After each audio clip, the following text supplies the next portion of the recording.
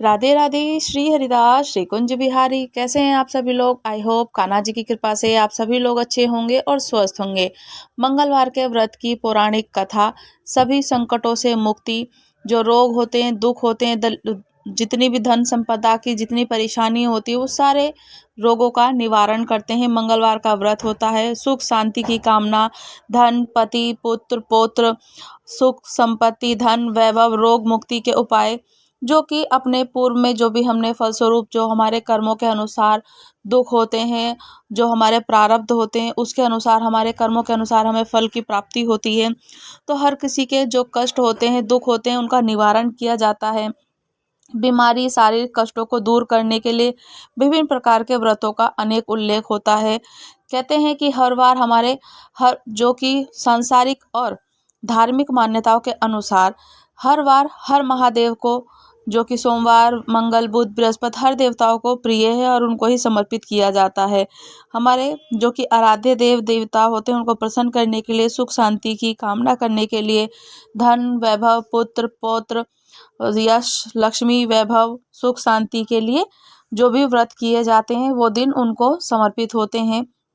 और ऐसा करने से अपने आप को, जो हम लोगों को मनोवांछित पूर्ण प्राप्ति होती है, वो चाहते हैं। ये सब कार्य करने से, व्रत को करने से, अनुष्ठान को करने से जो हमारे रोग होते हैं, दोनों ही क्षीण हो जाते हैं। पाप वो भी क्षीण हो जाते हैं और हमें तत्क्षण ही जो कि सौभाग्य की वृद्धि करती है, आरोग्य की वृद्धि करती है, मंगल हो, जन्म हो, लगन हो, और हमारे सारे मांगलिक कार्य करने लगते हैं। तो मंगलवार के व्रत की पौराणिक कथा जो कि मंगल के दिन की जाती है, मंगलवार के प्रदायक जो कि देवता हैं, मंगलवार का जो दिन है, श्री हनुमान जी को समर्पित किया जाता है। मंगल के देवता जब प्रसन्न होते हैं तो अपार धन संपत्ति, राज, सुख, निरोगता, ऐश्वर्य, सौभाग्य, पुत्र प्राप्ति, पुत्र हो, पति हो, धन, वैभव, लक्ष्मी, पुत्री प्रदान करते हैं। यदि विवाद में शत्रुओं पर विजय, नौकरी पर उच्च पद की प्राप्ति हो, तो ये भी सब भगवान की, मंगल देव की ही कृपा होती है। और हनुमान जी की कृपा से जो भी हमारे देवता हमसे रुष्ट होते हैं, वो भी उनको मना लेते हैं, व्रत कर लेते हैं और मनवांछित फल प्राप्त कर लेते हैं। अगर मंगल देवता नीच स्थान में होते हैं अथवा मंगल की दशा हमारी बदल कर क्रूर हो जाती है, वह सदैव सुख, वैभव, भोग, संतान, धन को नष्ट कर दिया करते हैं। तो सुख, वैभव, संतान की प्राप्ति के लिए, दुखों का निवारण करने के लिए मंगलवार का व्रत करना चाहिए। स्वभाव की क्रूरता हो, रक्त विकार हो, संतान का चिंतन हो, संतान का कष्ट हो, संतान की प्राप्ति चाहते हो, या फिर सबसे जो कि कर्जा चुकाना हो, धन की प्राप्ति हो, इन सब के निवारण के लिए मंगलवार का व्रत अति उत्तम और श्रेष्ठ माना जाता है। श्री हनुमान जी की उपासना से वाचिक, मानसिक और हमारे जो भी पाप कर्म होते हैं, वो सारे के सारे पाप दूर हो जाते हैं। धन, यश, लाभ होता है, सभी प्रकार के सुख, ऐश्वर्य हम लोग को मिलते हैं, उच्च पद की प्राप्ति होती है, पुत्र की प्राप्ति होती है। मंगलवार के दिन भगवान महादेव जी को, जो कि यह हनुमान जी महादेव जी का ही अंश रूप है, तो उनको समर्पित किया जाता है, हनुमान जी को। और कहते हैं कि इन्हीं का ही व्रत किया जाता है। और पूजन की विधि, जो कि आप नित्य प्रतिदिन उठ करके जैसे सेवा करते हैं ठाकुर जी की, वैसे ही करते हैं। मंगलवार का व्रत करते हैं तो स्त्री हो या पुरुष हो कर सकते हैं मंगलवार का व्रत। ऐसा कुछ नहीं है कि मंगलवार का व्रत केवल पुरुष कर सकते हैं, स्त्रियां भी करती हैं, इसमें कर सकती हैं, क्योंकि उनको संतान प्राप्ति का वर चाहिए होता है, संतान की कामना होती है, पुत्र रत्न की प्राप्ति चाहिए होती है, तो संतान के लिए मंगलवार का व्रत रखा जाता है। और दोनों ही कर सकते हैं। प्रातःकाल उठकर स्नान आदि से अपामार्गीय अंगों का दातुन करके, तिल और आंवले के चूर्ण को लगा करके, नदी, तालाब अथवा घर में ही जो भी हम स्नान करते हैं, गंगा जल से स्नान कर लें। स्वच्छ लाल रंग के वस्त्र धारण करें, लाल चावलों का अष्टदल बनाएं, कमल दल बनाएं, और उस पर स्वर्ण या मूर्ति, आपके पास जो भी चित्रपट है, श्री जी का उनका विग्रह है, वो विग्रह को आप रखें। चित्रपट हो, हनुमान जी की पंचमुखी मूर्ति होती है, चित्रपट होती है, लाल चंदन, लाल अक्षत, लाल पुष्प, और ये सारी धन धान्य, गेहूं, सूजी आदि से बने हुए पदार्थों का भोग लगा दीजिए। हनुमान जी को आप लड्डू का भोग लगा सकते हैं, बूंदी का भोग लगा सकते हैं, तिल का भोग लगा सकते हैं, तिल से बने हुए लड्डू को बना सकते हैं, घर को गोबर आदि से लीप सकते हैं। या फिर आप अपने, अब तो ये होता है कि हमारे घरों में ऐसी व्यवस्था नहीं है कि घर को गोबर से लीपा जाए, पहले ही घर फर्श के होते हैं। तो आप जो कि गेरू होता है, चौकी पाटा बना करके एक चौक पूर लीजिए, आटा और हल्दी का प्रयोग कर सकते हैं चौक पूरने में, और उसमें मंगल देवता की पूजन कर सकते हैं। मंगल देवता का ध्यान करें, हनुमान जी का ध्यान करें और 21 नामों का उनका जाप करें। 21 नाम होते हैं जो कि मंगल देवता 21 नामों से जाने जाते हैं। मंगल, भूमि पात्र, रणहर्ता, धन प्रदा, स्त्रीसन, महाकाय, सर्व कामना साध्यक, लोहित, लोहिगात, समनगर कुपार, धर्मात्म, कुज, भौम, भूमिजा, भूमिनंदन, अंगारक, यम, स्वर्ग रोगहारक, वष्टिकृता, वृष्टिकर्ता, पापहर्ता, सब काम का फलदाता। ये 21 नाम है। इनके 21 नामों को जपने से सुख सौभाग्य के लिए प्रार्थना करते हैं। पूजन की जगह पर घी का और 4 बाती का चौमुखा दीपक जरूर जलाना चाहिए। हनुमान जी को सबसे प्रिय है। तिल का तेल से उनका पूजन कर सकते हैं, घी हो तो घी से भी कर सकते हैं। 21 दिन ठाकुर जी हनुमान जी का पूजन अर्चन करना चाहिए और व्रत 21 दिन लगातार 21 व्रत को करना चाहिए। व्रत करने से 21 लड्डू का भोग लगाएं। वेद के ज्ञाता सुपात्र ब्राह्मण को दे देना चाहिए। दिन में केवल एक ही बार भोजन करना चाहिए और ये ध्यान रखना चाहिए कि भोजन हम लोगों को नमक का नहीं करना चाहिए। फलाहार करें और मीठा भोजन करें। भोजन भी एक बार अगर करते हैं तो खीर या हलवा या फिर लड्डू, जो भी आपकी व्यवस्था बन पड़ती है उसे बनाएं अपनी सामर्थ्य के अनुसार। बस हमें नमक का भोजन नहीं करना चाहिए। कोई भी व्रत ऐसा है, जो भी व्रत होते हैं तो नमक का भोजन नहीं करना चाहिए। 21 व्रतों के अलावा आप अपनी इच्छा पूर्ति के अलावा जो भी आपकी इच्छा हो तो 21 व्रत से भी ज़्यादा कर सकते हैं। मंगलवार का उद्यापन करें। मंगलवार को अंत में 21 दिन जो पूजा करते हैं, 21 मंगलवार की पूजन अर्चन होती है।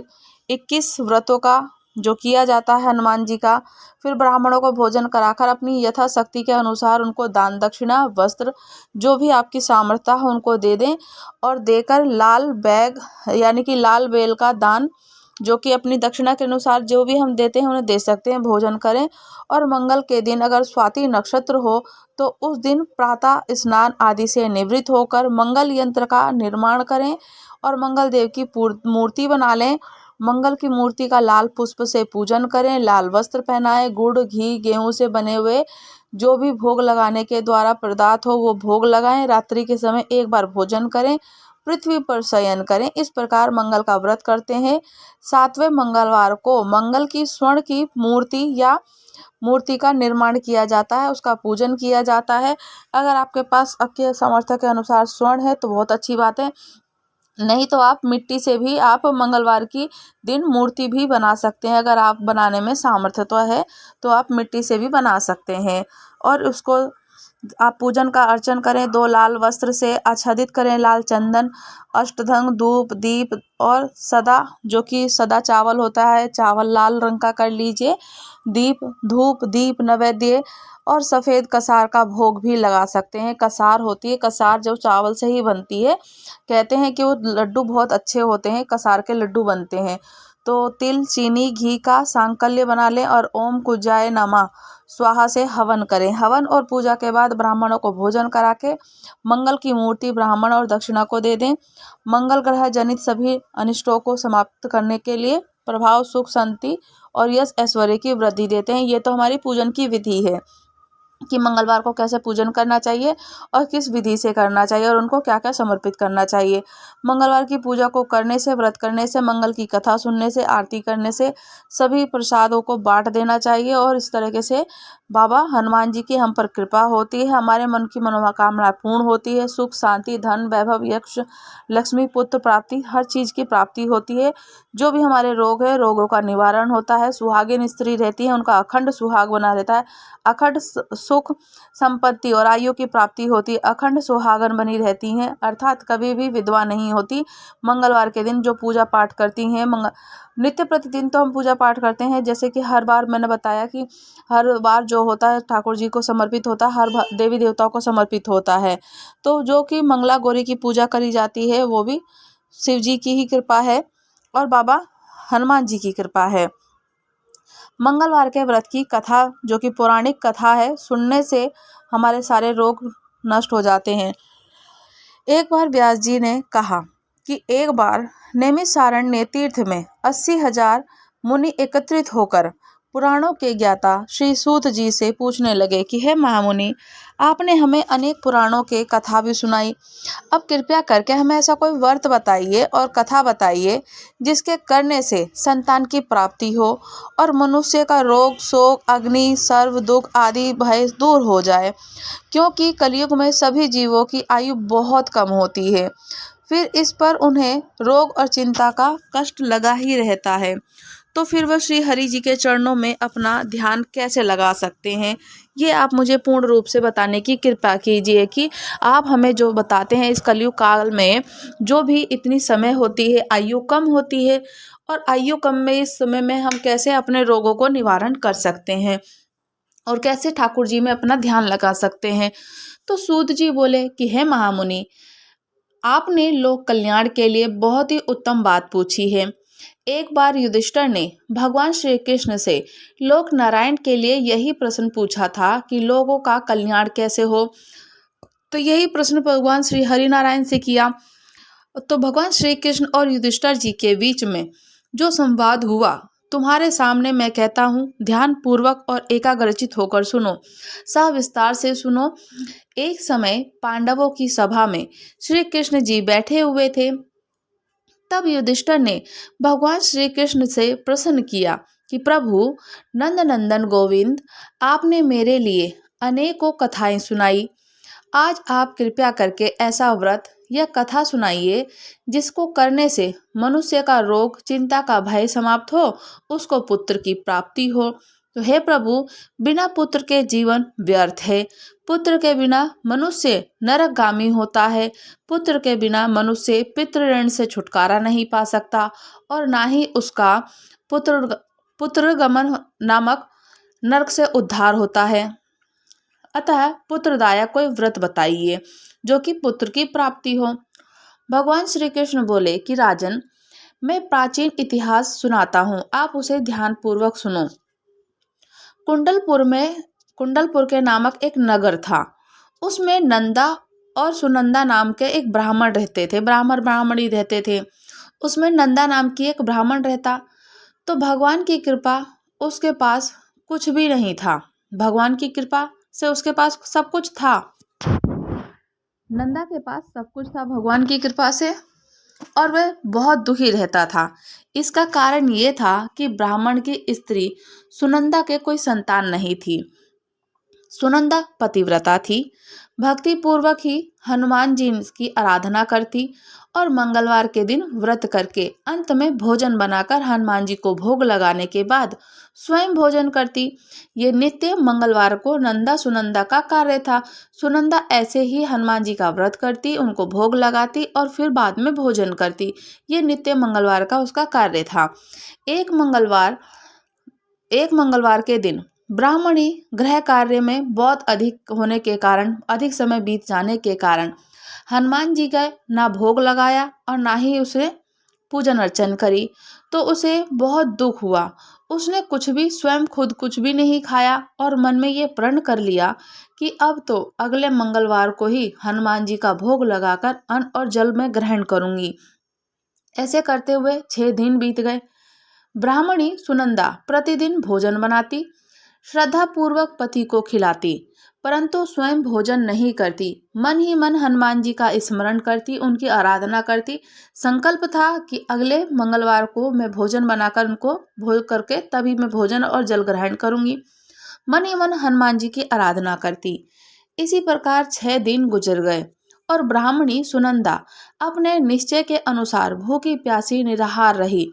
अगले मंगलवार को ब्राह्मणी सुनंदा प्रातःकाल ही बेहोश होकर गिर पड़ी। ब्राह्मणी सुनंदा के इस असीम भक्ति के प्रभाव से श्री हनुमान जी बहुत प्रसन्न हुए और प्रकट होकर बोले, सुनंदा, मैं तेरी भक्ति से बहुत प्रसन्न हूँ, तू उठकर कोई वर मांग ले। सुनंदा अपने आराध्य देव श्री हनुमान जी को देखकर आनंद की अधिकता से विहल होकर हनुमान जी के चरणों में गिरकर बोली कि प्रभु, मेरी कोई संतान नहीं है, कृपया करके मुझे संतान प्राप्ति का आशीर्वाद दीजिए और आपकी अति कृपा होगी, मुझे संतान अवश्य प्राप्त होगी। श्री हनुमान जी बोले, तेरी इच्छा पूर्ण होगी, तेरे एक कन्या पैदा होगी, उसके अष्टांग प्रतिदिन सोना दिया करेंगे। इस प्रकार वह कहकर हनुमान जी अंतर्ध्यान हो गए। ब्राह्मणी सुनंदा बहुत खुश हुई और बहुत प्रसन्नता के साथ उसने सभी समाचार अपने पति से कह दिया। ब्राह्मण देव कन्या का वरदान सुनकर कुछ दुखी हुए, परंतु अष्टांग से सोना मिलने की बात सुनकर बहुत प्रसन्न हुए। विचार किया कि ऐसी कन्या के साथ मेरी निर्धनता भी समाप्त हो जाएगी। श्री हनुमान जी की कृपा से वह ब्राह्मणी सुनंदा गर्भवती हुई और 10वें महीने में उसे बहुत ही सुंदर पुत्र प्राप्त हुआ, पुत्री प्राप्त हुई।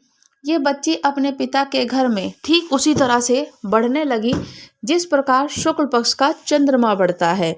10वें महीने में ब्राह्मण ने उस बालिका का नामकरण संस्कार कराया। उसके कुल पुरोहित ने उस बालिका का नाम रत्नावली रखा, क्योंकि वह कन्या सोना प्रदान करती थी। इस कन्या ने पूर्व जन्म में बड़े ही विधान से मंगल देव जी का व्रत किया था। रत्नावली का अष्टांग बहुत सा सोना देता था। वे सोने से नंदा ब्राह्मण बहुत ही धनवान हो गए थे। अब ब्राह्मणी भी बहुत अभिमान करने लगी थी। समय बीतता रहा। अब रत्नावली 10 वर्ष की हो चुकी थी। एक दिन जब नंदा ब्राह्मण प्रसन्नचित्त था, तब सुनंदा ने अपने पति से कहा, मेरी पुत्री रत्नावली विवाह के योग्य हो गई है। आप कोई सुंदर सा योग वर देखकर इसका विवाह कर दीजिए। यह सुनकर ब्राह्मण बोला, अभी तो रत्नावली बहुत छोटी है। तब ब्राह्मणी बोली, शास्त्रों के ज्ञाता कि कन्या 8वें वर्ष में ही गौरी, 9 वर्ष में रोहिणी और 10वें वर्ष में कन्या, इसके पश्चात रजस्वला हो जाती है। गौरी के दान से पाताल लोक की प्राप्ति होती है, रोहिणी के दान से बैकुंठ लोक की प्राप्ति होती है और कन्या के दान से इंद्रलोक में सुखों की प्राप्ति होती है। अगर हे पतिदेव रजस्वला का दान किया जाए तो घोर नरक की प्राप्ति होती है। इस पर ब्राह्मण बोला, अभी तो रत्नावली मात्र 10 ही वर्ष की है और मैंने तो 16-16 साल की कन्याओं के विवाह कराए हैं, अभी इतनी जल्दी क्या है। तब ब्राह्मणी सुनंदा बोली, आपको तो लोभ हो गया है बहुत अधिक, क्योंकि रत्नावली अष्टांग से सोना देती थी। सुनंदा ने बोल दिया कि आपको तो अधिक लोभ हो गया है लगता है। शास्त्रों में कहा गया है कि माता पिता और बड़ा भाई रजस्वला कन्या को देते हैं तो अवश्य ही नरक के गामी होते हैं। तब ब्राह्मण बोला, अच्छी बात है, कल मैं अवश्य ही योग्य वर की तलाश में अपना दूत भेजूंगा। दूसरे दिन ब्राह्मण ने अपने दूत को बुलाया और आज्ञा दी कि जैसी सुंदर मेरी कन्या है वैसा ही सुंदर एक वर उसके लिए तलाश करो। दूत अपने स्वामी की आज्ञा पाकर निकल पड़ा। पंपई नगर में उसने एक सुंदर से लड़के को देखा और यह बालक एक ब्राह्मण परिवार का बहुत गुणवान पुत्र था। इसका नाम सोमेश्वर था। दूत ने इस सुंदर से गुणवान ब्राह्मण को पुत्र के बारे में अपने स्वामी को संपूर्ण विवरण कर दिया। ब्राह्मण नंदा को भी सोमेश्वर बहुत पसंद आया, अच्छा लगा। शुभ मुहूर्त में विधि पूर्वक कन्यादान करके ब्राह्मण ब्राह्मणी संतुष्ट हो गए। नंदा सुनंदा बहुत प्रसन्न हुए, परंतु ब्राह्मण के मन में तो लोभ समाया हुआ था। सोना देती थी रत्नावली, उसने कन्यादान तो कर दिया पर वह बहुत खिन्न था। उसने विचार किया कि रत्नावली अब तो चली जाएगी और मुझे इससे जो सोना मिलता है वो नहीं मिलेगा। मेरे पास जो धन था उसके ब्याह में खर्च हो गया और जो शेष बचा है कुछ, तो वो भी कुछ समय में बाद खत्म हो जाएगा बस। तो मैंने इसका विवाह तो कर दिया, अब ये मेरे को सोना नहीं दे सकती। मैंने तो इसका विवाह करके बहुत बड़ी भूल कर दी। अब कोई ऐसा उपाय हो कि रत्नावली मेरे घर में ही बनी रहे, अपने ससुराल ना जाए।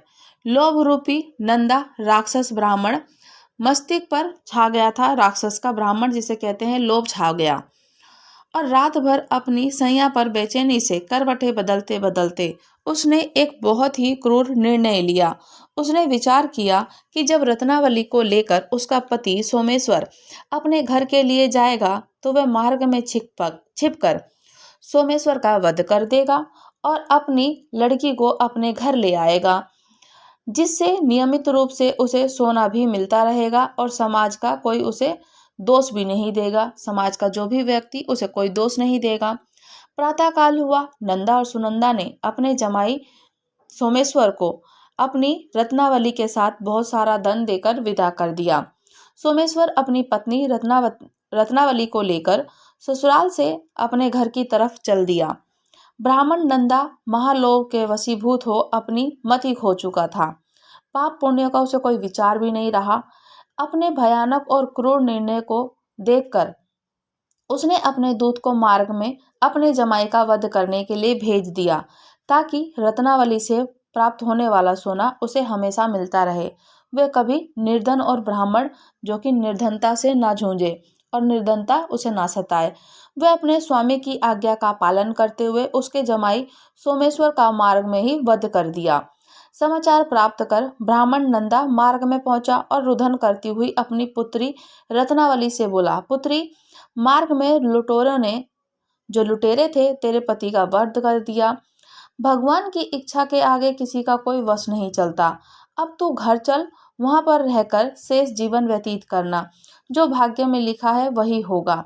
अपने पति की अकाल मृत्यु से रत्नावली बहुत दुखी हुई और करने लगी, सोचने लगी मन में विचार कि ऐसा कैसे हो गया, और बड़ी दुखी होकर के रत्नावली बहुत दुखी हुई और करुण कुरुंदन के रुदन करने लगी और अपने पति से देख करके अकाल मृत्यु को बहुत दुखी होकर के बोलती है, पिताजी, इस संसार में जिस स्त्री का पति नहीं है उसका जीना व्यर्थ है। मैं अपने पति के साथ ही अपने शरीर को जला दूंगी और सती होकर अपने इस जन्म को माता पिता के नाम और सास ससुर के यश को सार्थक कर दूंगी। ब्राह्मण नंदा अपनी पुत्री रत्नावली के वचन को सुनकर बहुत दुखी हुआ।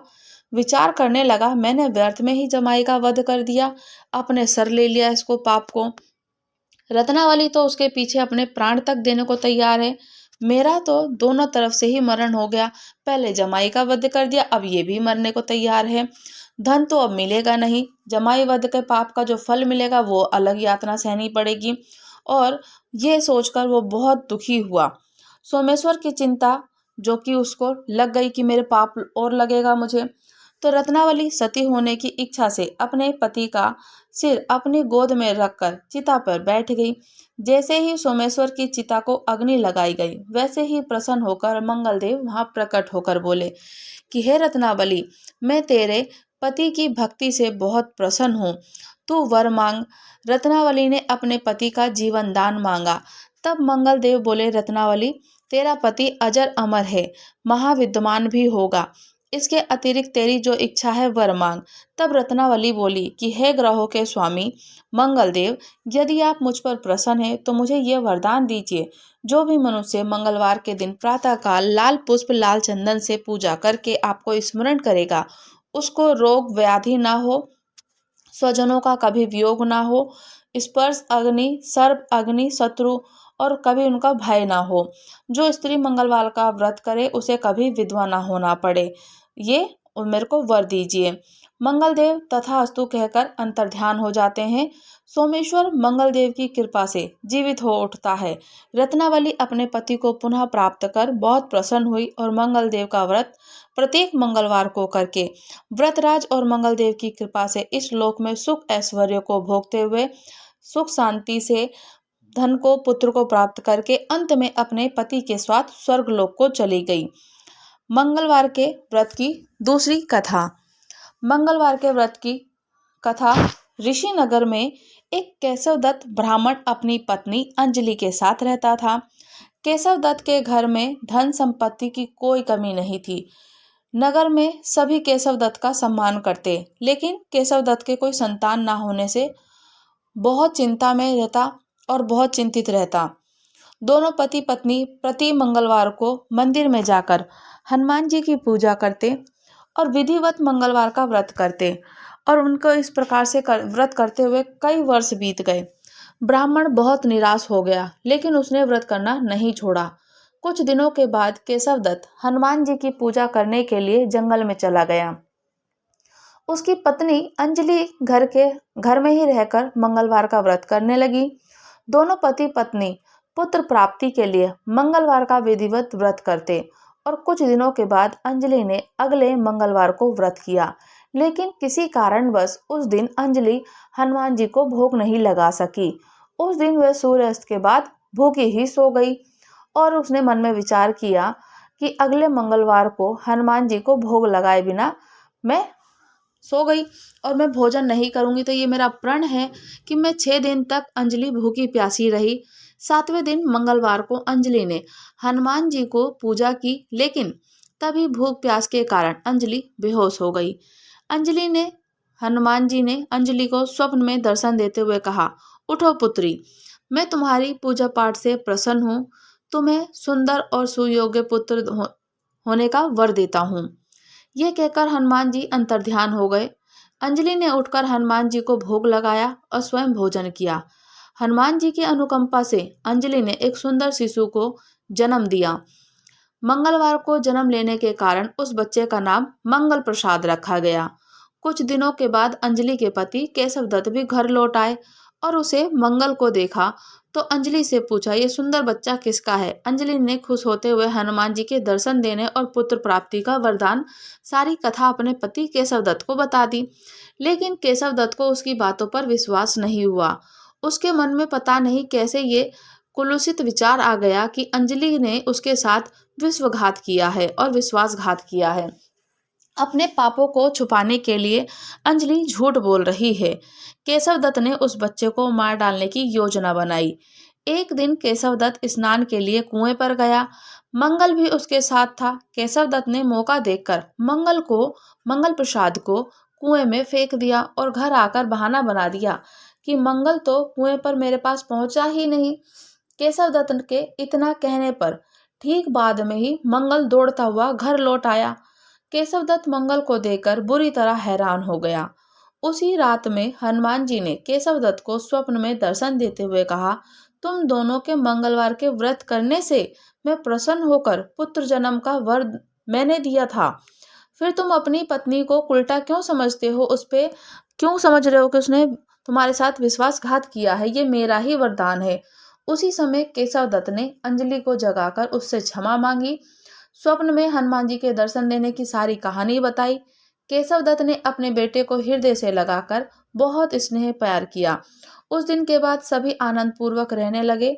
मंगलवार की विधि व्रत करने से केशव दत्त और उसकी पत्नी दोनों के सभी कष्ट दूर हो गए। इसी तरह से जो स्त्री पुरुष विधिवत मंगलवार का व्रत करके व्रत की कथा सुनते हैं, हनुमान जी उनके सभी कष्ट दूर करते हैं, पुत्र की प्राप्ति देते हैं, धन संपदा का भंडार भर देते हैं और शरीर के सभी विकार रोग नष्ट कर देते हैं।